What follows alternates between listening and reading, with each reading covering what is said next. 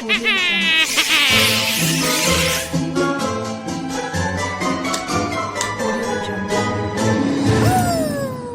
चलिए सस्ते किराए और भयानक अकेलेपन के इस खौफनाक एक्सप्लेनर की गहराई में उतरते हैं। हर चीज की कीमत होती है।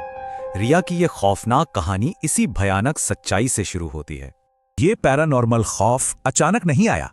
3 महीनों में अजीब आवाजों से शुरू होकर यह धीरे धीरे बढ़ता गया। रिया ने भी इन खौफनाक आवाजों को बस नजरअंदाज कर दिया। लेकिन 3 हफ्ते पहले हद हो गई। अंधेरे में किसी ने ठीक उसके कान के पास जोर से सांस ली और फिर ठीक अगली रात उसका फोन अचानक एक बहुत ही अजीब, असंभव नंबर के मैसेज से चमक उठा। स्क्रीन पर वो खौफनाक संदेश फ्लैश हुआ और फिर उसका फोन अचानक से पूरी तरह डेड हो गया। सबसे डरावनी बात पता है क्या थी? बैटरी 100% चार्ज थी, फिर भी फोन का ऐसे बंद होना। अब खौफ बाहर ही नहीं रहा। रोने की वो अजीब आवाजें सीधा उसके अपने सीने के भीतर से गूंज रही थीं।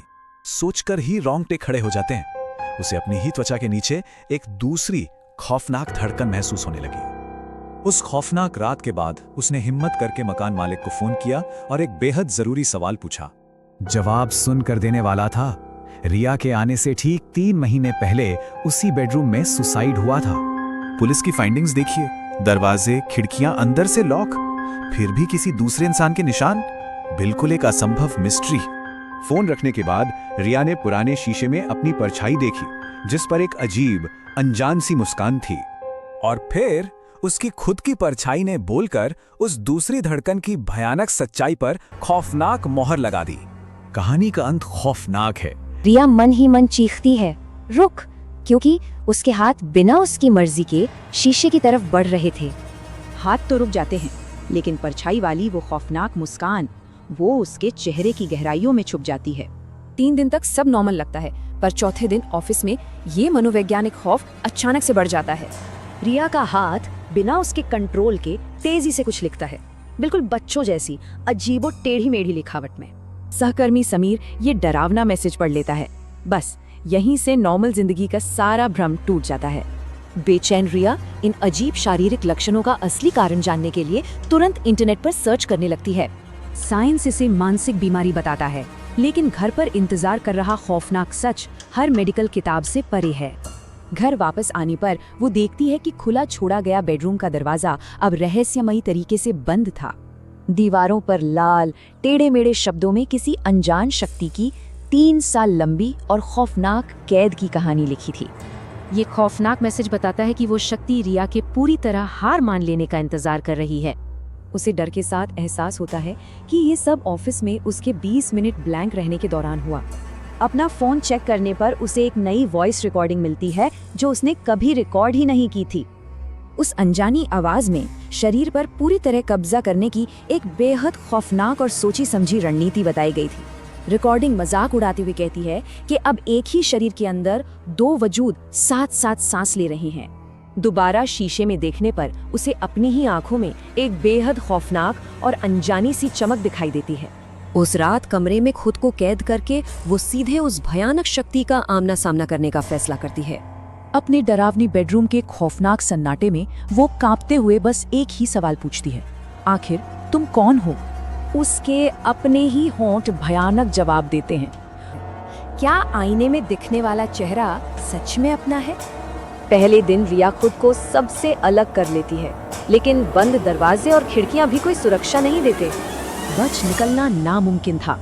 दीवारों पर कालिक से सने बच्चों जैसे उल्टे हाथों के निशान रेंगते हुए उभर आते हैं। डर का आलम देखिए, उबलते पानी के बुलबुलों से भी सिर्फ रिया का नाम पुकारने की डरावनी आवाजें आती हैं। दूसरे दिन तर्क से लड़ने की कोशिश होती है। रिया मदद के लिए अपने मनोचिकित्सक मानस के पास जाती है। मानस इसे वहम बताता है, लेकिन रिया की बाहों पर मौजूद खरोच के बैंगनी निशान एकदम असली और खौफनाक थे। सच सामने लाने के लिए कैमरा लगाया जाता है और फिर ठीक 11:15 पर अचानक सारी बत्तियां बुझ जाती हैं। हल्की रोशनी में एक खौफनाक नजारा दिखता है। रिया रो रही है, लेकिन उसकी परछाई खड़ी होकर मुस्कुरा रही है। परछाई मानस का गला घोंटती है।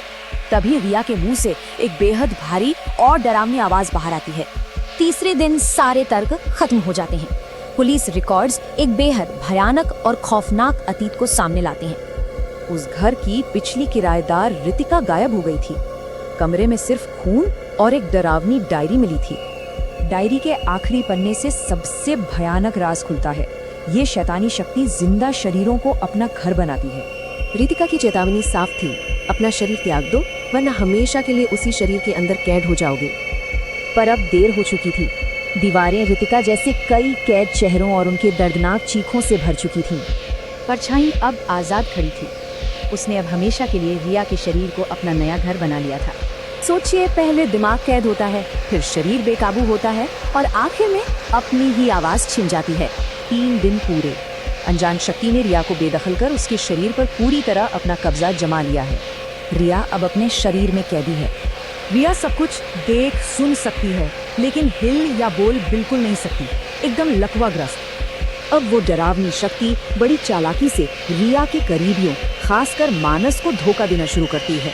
अंदर रिया चीख रही है, लेकिन बाहर से वो इकाई एकदम शांत है। ये कॉन्ट्रास्ट बेहद खौफनाक है। असल में ये अंधेरा अकेले लोगों को अपना शिकार बनाता है, क्योंकि अकेलापन ही मानसिक दरवाजे खोलता है। तीसरी रात कहानी में एक नया मोड़ आता है, जब एक पुराने शिकार रितिका की भयानक झलक सामने आती है। रितिका सालों से अपने ही शरीर में कैद है।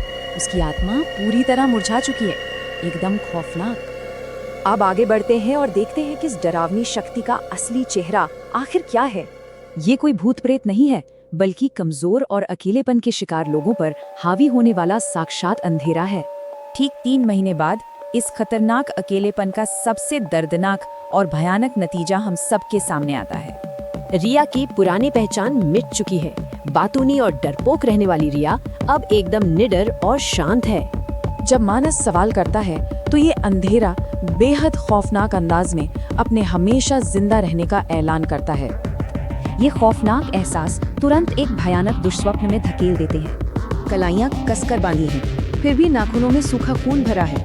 सच में ये एक बेहद खौफनाक पहेली है। चेहरे पर इतने गहरे घाव, लेकिन दर्द बिल्कुल नहीं। ये सुनकर देने वाला एहसास कहीं ज्यादा डरावना है। शुरुआत में इसे डिसोसिएटिव डिसऑर्डर नाम की मानसिक बीमारी मानकर इस खौफनाक सच से बचने की कोशिश की जाती है।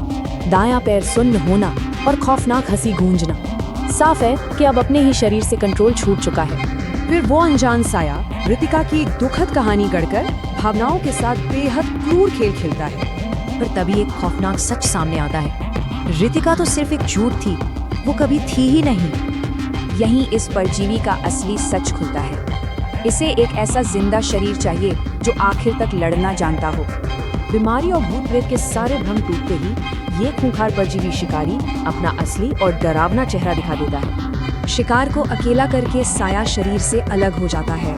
बचने के लिए अब सिर्फ 3 दिन बाकी हैं। अब सामने आती है एक बेहद खौफनाक शर्त, या तो अपना शरीर सौंप दो या भयानक मौत चुनो। और बस मौत की उल्टी गिनती शुरू। अब पीछे हटने या बचने का कोई भी रास्ता नहीं बचा। सीने में गूंजती एक अजनबी धड़कन, ये खौफनाक सबूत है कि दुश्मन हड्डियों के अंदर घर बना चुका है। ऐसी और डरावनी वीडियो देखने के लिए हमारे चैनल को सब्सक्राइब करें, लाइक करें और इस वीडियो को ज़्यादा से ज़्यादा शेयर करें।